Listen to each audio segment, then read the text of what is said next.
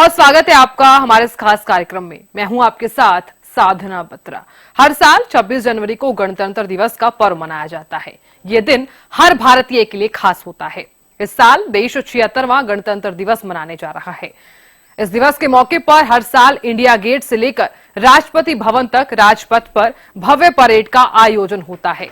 Parade का इतिहास अपने आप में काफी पुराना है। आपको परेड से जुड़ी कुछ रोचक बातों के बारे में बताते हैं।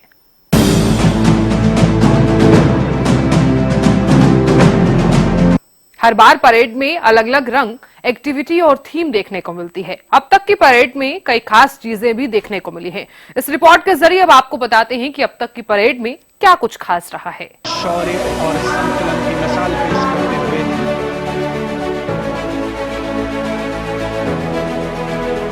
Delhi police band for the first time on the parade. 26 जनवरी 1950 को भारत का संविधान लागू हुआ था और भारत एक लोकतांत्रिक व संवैधानिक राष्ट्र बन गया।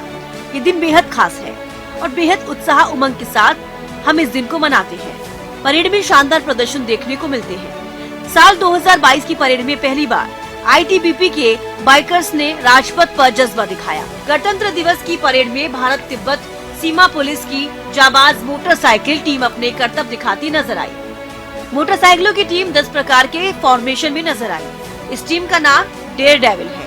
2017 में इसे बनाया गया था। आपको बता दें कि 2022 में पहली बार आईटीबीपी के बाइकर्स का जलवा देखने को मिला। आपको बता दें कि आईटीबीपी के जवान चीन से लगने वाली भारतीय सीमा की सुरक्षा में तैनात रहते हैं। इसका गठन 1962 में किया गया था। इसके अलावा केंद्रीय अर्धसैनिक बलों में से केंद्रीय रिजर्व पुलिस बल, केंद्रीय औद्योगिक पुलिस बल, सशस्त्र सीमा बल, भारतीय तटरक्षक और सीमा सुरक्षा बल की 5 टुकड़ियों ने हिस्सा लिया। इसके अलावा 17 मिलिट्री बैंड भी आकर्षण का केंद्र रहा। चलिए बात करते हैं 2020 की। इस दौरान राफेल जैसे लड़ाकू विमान का प्रदर्शन देखने को मिला। 2020 में राजपथ रहा जोश भरा। 2020 में पहली बार महिला ने किया परेड का नेतृत्व। तान्या शेरगिल ने राजपथ पर दिखाया जोश। 2020 के गणतंत्र दिवस पर मुख्य अतिथि यानी चीफ गेस्ट ब्राजील के राष्ट्रपति जेर मेसियस थे, जिन्होंने पिछले साल ही सत्ता की कमान संभाली थी। 2020 में महिला ने पहली बार परेड का नेतृत्व किया था।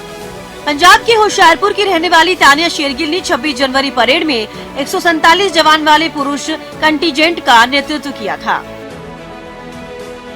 2018 में परेड में दिखी नभ्य भीष्म टैंक की शक्ति। भारत ने किया अपनी सैन्य ताकत का प्रदर्शन। अलग अलग रेजिमेंट ने दिखाए जलवे। 2018 की बात करें तो इस दौरान भारत ने अपनी सैन्य ताकत का प्रदर्शन किया। इसमें T-90 Bhishma tank, BMP-2 BrahMos missile प्रणाली, स्वदेशी रडार स्वाति, पुल बिछाने वाले BLT टैंक 72, बोलवे मशीन पिकाटे, आकाश हथियार प्रणाली इत्यादि प्रदर्शित किए गए थे। 61वीं cavalry Punjab regiment, Maratha light infantry, Dogra regiment, Ladakh scouts regiment of artillery और 123 इन्फेंट्री बटालियन अर्धसैनिक बलों के साथ साथ ऊंट दस्ता, भारतीय तटरक्षक, सशस्त्र सीमा बल, इंडो तिब्बती सीमा पुलिस, दिल्ली पुलिस, राष्ट्रीय कैडेट कोर और राष्ट्रीय सेवा योजना के दल भी परेड में शामिल हुए। 2015 में पहली बार अमेरिका की राष्ट्रपति बराक ओबामा मुख्य अतिथि बने। राष्ट्रपति ओबामा के साथ उनकी पत्नी और अमेरिका की पहली महिला मिशेल ओबामा भी भारत आई थी। इस दौरान सेना ने अपने शौर्य का प्रदर्शन किया था। मो बिन जायद अल नहयान क्राउन प्रिंस 26 जनवरी 2017 को गणतंत्र दिवस समारोह के मुख्य अतिथि थे। भारत सरकार ने अबू धाबी के शहजादे और यूएई की फौज के सर्वोच्च उप कमांडर शेख मोहम्मद बिन जायद अल नहयान को मुख्य अतिथि के तौर पर बुलाया था। उनको मुख्य अतिथि बनाकर सरकार ने कूटनीतिक सफलता का संदेश दिया था। परेड की बात करें तो नीचे से ऊपर तक काली पोशाक पहने NSG यानी नेशनल सिक्योरिटी गार्ड के कमांडो जो पहली बार राजपथ पर गणतंत्र दिवस की परेड में शामिल हुए तो हर कोई उन्हें देखकर रोमांचित हो उठा। ये पहली बार था जब 1980 में गठित हुए देश के विशेष सुरक्षा दस्ते के जवानों ने गणतंत्र दिवस परेड में भाग लिया। इस दौरान जवानों ने अपनी काबिलियत और अदम्य साहस का हल्का सा नजारा भी पेश किया। भारतीय वायुसेना में शामिल तेजस विमान ने भी पहली बार सार्वजनिक मंच पर अपनी ताकत का एहसास कराया। गणतंत्र दिवस परेड के समापन अवसर पर तेजस ने राजपथ पर उड़ान भरी। 700 किलोमीटर प्रति घंटे से ज्यादा की रफ्तार से उड़ान भरने वाले तेजस ने अपनी तेजी से हर किसी को चौंकाया। 2019 में गणतंत्र दिवस के मौके पर दक्षिणी अफ्रीका के राष्ट्रपति सिरिल रामाफोसा मुख्य अतिथि थे। पीएम मोदी ने उनको G20 शिखर सम्मेलन के दौरान भारत में गणतंत्र दिवस के मुख्य अतिथि के तौर पर आमंत्रित किया था। कुल मिलाकर इस तरह से बेस्ट परफॉर्मेंस की बात करें तो अलग अलग साल अलग अलग रंग देखने को मिले। सालों साल हमने गणतंत्र दिवस पर कई बदलाव और परिवर्तन देखे हैं।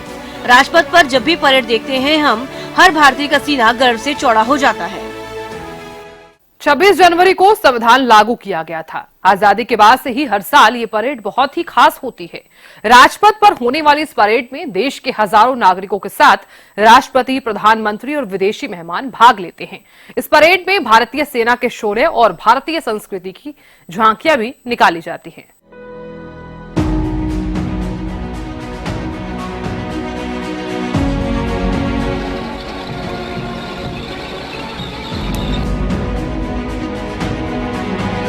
परेड का इतिहास बेहद पुराना है।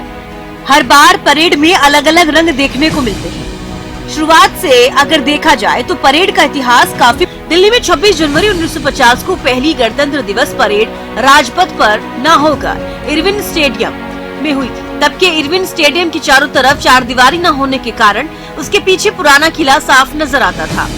साल 1950 और 1954 के बीच दिल्ली में गणतंत्र दिवस का समारोह कभी Irwin stadium, Kingsway camp, Lal Qila तो कभी रामलीला मैदान में आयोजित हुआ।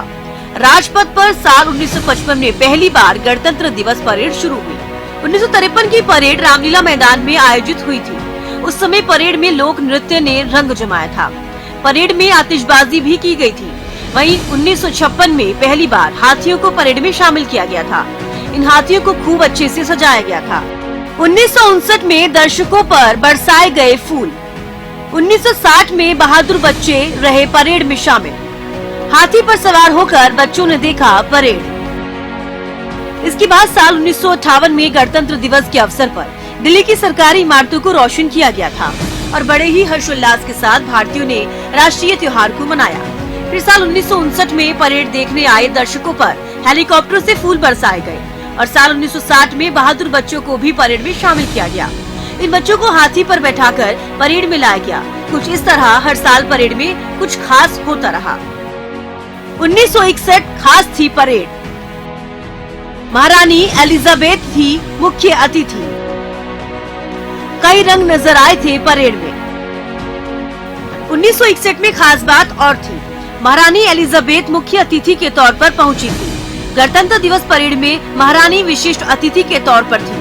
उन्हें भारत के पूर्व राष्ट्रपति डॉक्टर राजेंद्र प्रसाद के साथ चलते हुए देखा गया था। 26 जनवरी 1950 को भारत का संविधान लागू हुआ था और भारत एक लोकतांत्रिक व संवैधानिक राष्ट्र बन गया। यही वजह है कि हर साल इस खास दिन की याद में 26 जनवरी को गणतंत्र दिवस मनाया जाता है।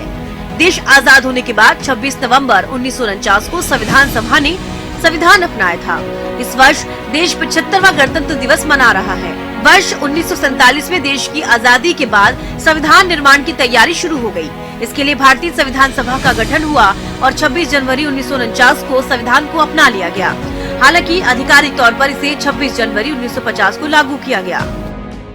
और वहीं राजपथ पर सिर्फ सेना के शौर्य का नहीं बल्कि भारत की कूटनीतिक कदम भी देखने को मिलती है। 2021, 2016 और 2017 में दूसरे देश के सैनिक भारतीय सैनिकों के साथ कदम ताल कर चुके हैं।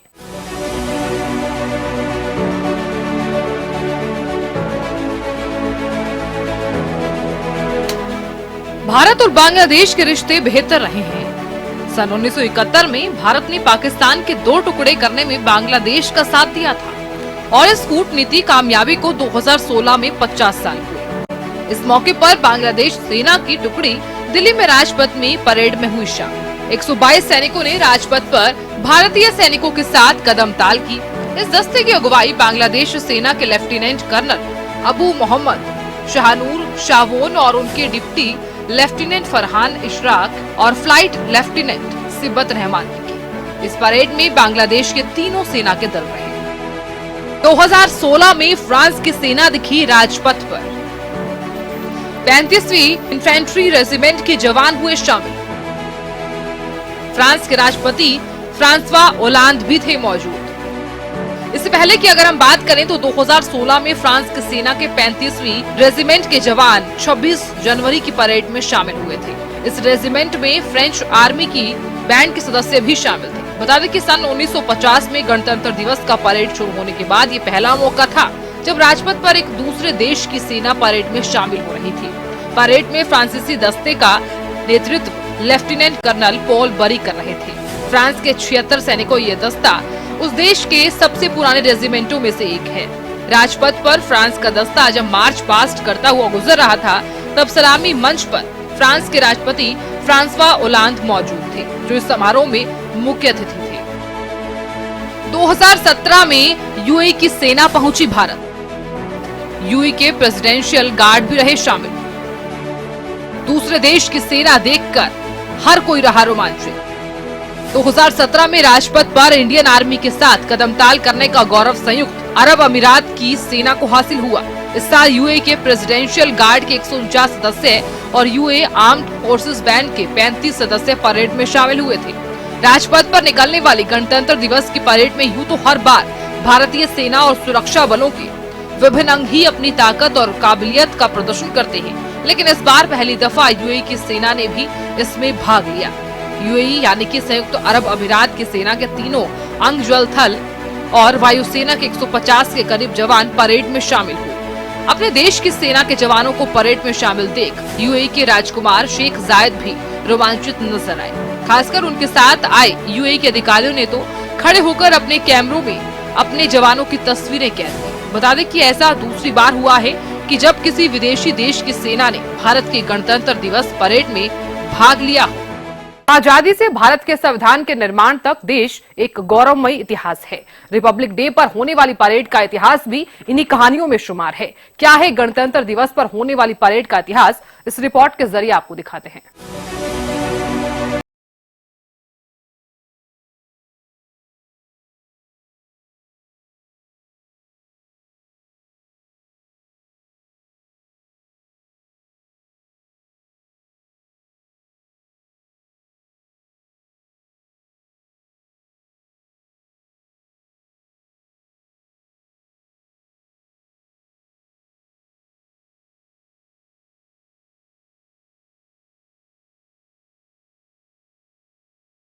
वजह थी कांग्रेस के लाहौर अधिवेशन में ब्रिटिश सरकार से 26 जनवरी 1930 को भारत को डोमिनियन का दर्जा देने की मांग। बाद में रावी नदी के किनारे तिरंगा फहराकर पूर्व स्वराज का संकल्प लिया गया। इसके बाद से ही 26 जनवरी को पूर्ण स्वाधीनता दिवस मनाने की शुरुआत हुई। आजादी के बाद संविधान लागू होने पर यही तारीख गणतंत्र दिवस बन गई। रिपब्लिक डे पर परेड क्यों? परेड का संबंध अपनी ताकत का प्रदर्शन करने से है। इसमें अपने सैनिक हथियार का प्रदर्शन किया जाता है, जिससे लोगों में देश के प्रति गर्व की भावना आए। पर परेड निकालने का रिवाज नया नहीं है। इसके तार जुड़ते हैं मेसोपोटामिया की प्राचीन सभ्यता से। मेसोपोटामिया के राजा ऐसी परेड निकाला करते थे। इसमें वो मशहूर इश्तार के दरवाजे से शहर के अंदर आते थे। रास्ते के दोनों तरफ शेरों के 60 स्टैचू लगे होते थे और इसी तरह रोमन साम्राज्य में होता था। वहाँ के सैन्य जनरल्स जंग जीतने के बाद जब वापस आते थे, तब उनके साथ एक सैनिकों का काफिला भी हुआ करता था। ये काफिला शहर में जहाँ से भी गुजरता, सड़क के दोनों तरफ लोग हाथ उठाकर या नारे लगाकर इसका अभिवादन करते। 19वीं सदी की शुरुआत में यूरोप में राष्ट्रवाद की लहर जोर पकड़ रही थी। ऐसे में लोगों में जोश और उत्साह का संचार करने का सबसे प्रभावी जरिया बन गई सैनिक परेड्स। अब चलते हैं नए जमाने की परेड की तरफ। मॉडर्न युग की जो मिलिट्री परेड हम देखते हैं, वो एशियन पर्शिया यानी आज के जर्मनी से प्रेरित बताई जाती है। आपने परेड में सैनिकों को पैरों को सामने की तरफ उठाकर कदम ताल करते हुए देखा होगा। हर सैनिक के कदम दूसरे सैनिक से मिलते हैं। बाल बराबर चूक की भी गुंजाइश नहीं। इस कदम या स्टेप के बिना कोई भी परेड फीकी या अधूरी लग सकती है। पर कितनी हैरानी होगी जब पता चले कि ये स्टेप्स हिटलर की नाजी आर्मी के हैं। उस जमाने में इसे गूज स्टेप कहा जाता था। 26 जनवरी 1950 भारत का पहला गणतंत्र दिवस। जगह इरविन स्टेडियम, जिसे आज मेजर ध्यानचंद नेशनल स्टेडियम के नाम से जाना जाता है। पूरा देश ये जश्न देखने को आतुर था। दिल्ली से सटे उत्तर प्रदेश, हरियाणा, राजस्थान और पंजाब सहित कई सूबों के लोग रेलगाड़ियों, बसों में भर भर कर दिल्ली पहुंच रहे थे। कुछ ऐसे भी थे जो लोकतंत्र का ये जश्न देखने के लिए 4 दिन पहले पैदल ही घर से निकल पड़े थे। दिल्ली में भीड़ इतनी कि रायसीना हिल्स से लेकर इरविन स्टेडियम तक केवल सिर ही सिर नजर आ रहे थे। लाखों लोग कतार में खड़े थे। पैर रखने की जगह नहीं। जो जहां टिक पाया टिक गया।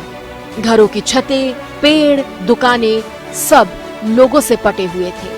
फिर आया साल 1954।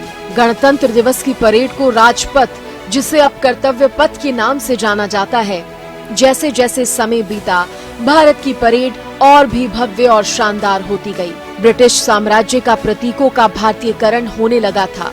ब्रिटिश समय में वाइसरॉय हाउस और इंडिया गेट, जो कि ब्रिटिश इंडियन सोल्जर्स का एक मेमोरियल था, उस पर भी भारतीयता का असर दिखने लगा था। योजनाबद्ध तरीके से ब्रिटिश राज की निशानियों को एक नई पहचान दी जा रही थी। 1950 में पहले गणतंत्र दिवस में सिर्फ सैन्य दस्ते की परेड हुई।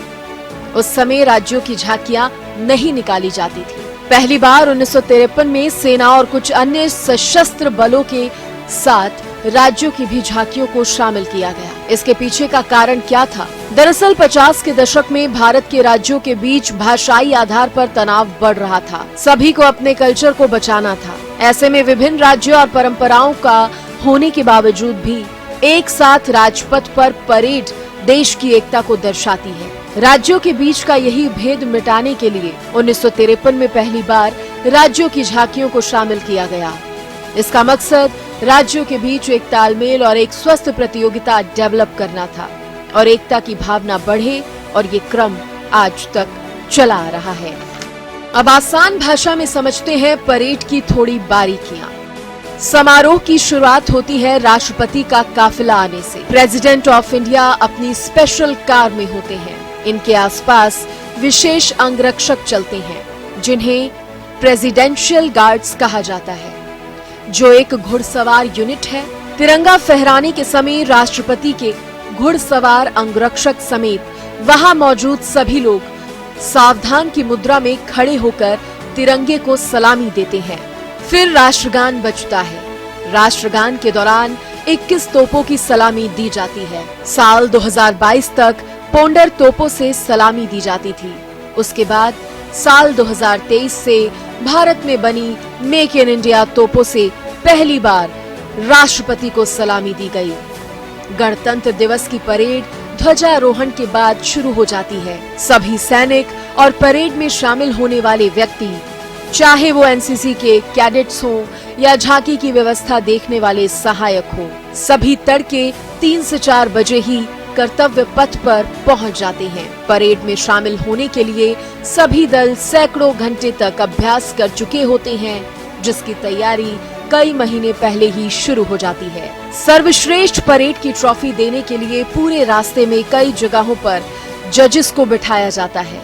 ये जज हर दल को 200 में से नंबर देते हैं। इसके आधार पर सर्वश्रेष्ठ मार्चिंग दल का चुनाव होता है। किसी भी दल के लिए इस ट्रॉफी को जीतना बड़े गौरव की बात होती है। परेड में शामिल सभी झांकियां 5 किलोमीटर प्रति घंटे की नियत रफ्तार से चलती हैं, ताकि उनके बीच उचित दूरी बनी रहे और लोग आसानी से उन्हें देख सकें। ये स्पीड फिक्स होती है। इन झांकियों के चालक एक छोटी सी खिड़की से ही आगे का रास्ता देखते हैं, क्योंकि सामने का लगभग पूरा शीशा सजावट से ढका रहता है। इस परेड में शामिल सैनिकों का चुनाव भी खास तरीके से किया जाता है। इन सैनिकों को कई महीने पहले ही चुन लिया जाता है। इन्हें मार्चिंग कंटिजेंट कहा जाता है। वहीं चुने जाने के लिए इन सैनिकों को फिजिकल फिटनेस और कठिन परिस्थितियों को सहने की क्षमता को देखा जाता है। सबसे बेस्ट जवानों को ही परेड करने का मौका मिलता है। आर्मी के तमाम रेजिमेंट्स के अलावा नेवी और एयरफोर्स भी मार्च करते हैं।